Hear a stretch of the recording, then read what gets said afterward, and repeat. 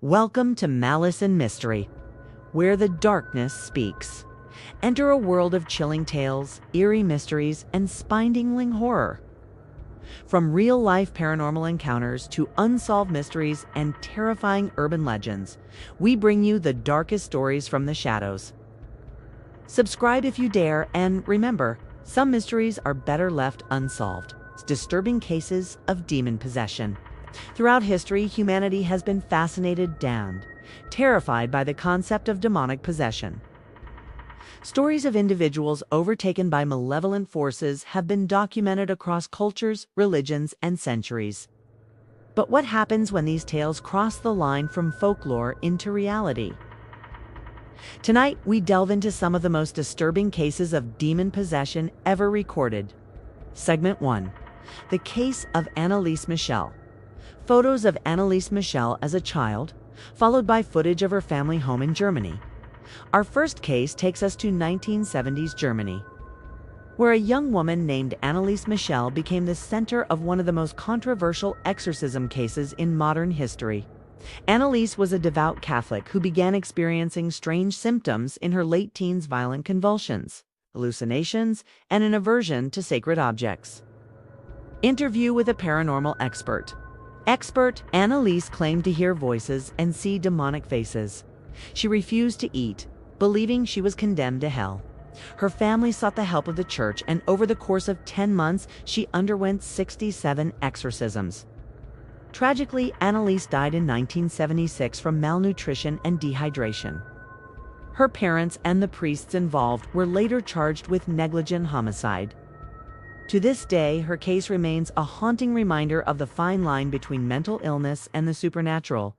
Segment 2. The possession of Clara Germana Cele, a reenactment of a South African convent in the early 1900s.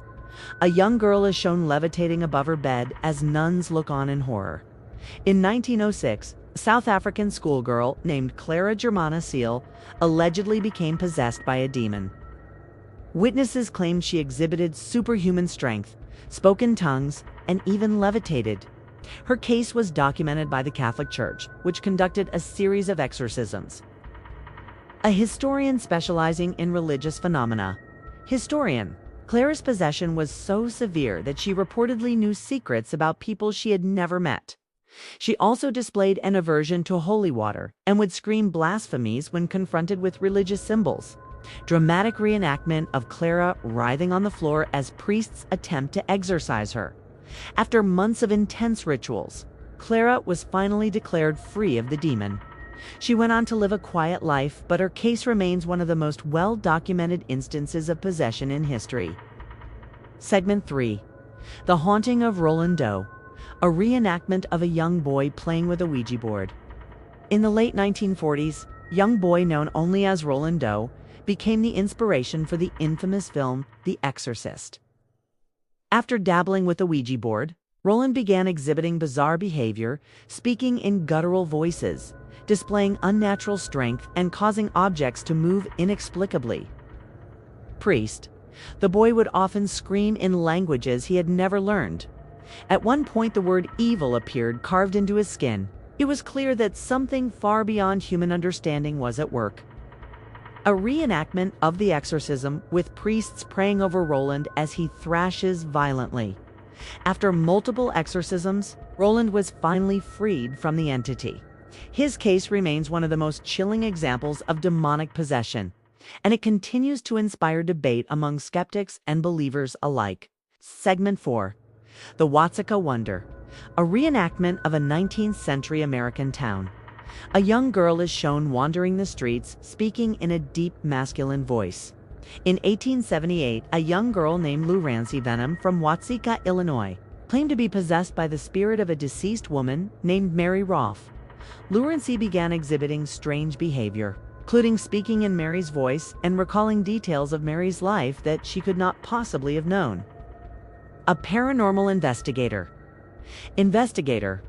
Lurancy's case is unique because the possessing spirit was not malevolent. In fact, Mary Rolfe's family welcomed Lurancy into their home, believing she was their daughter reincarnated.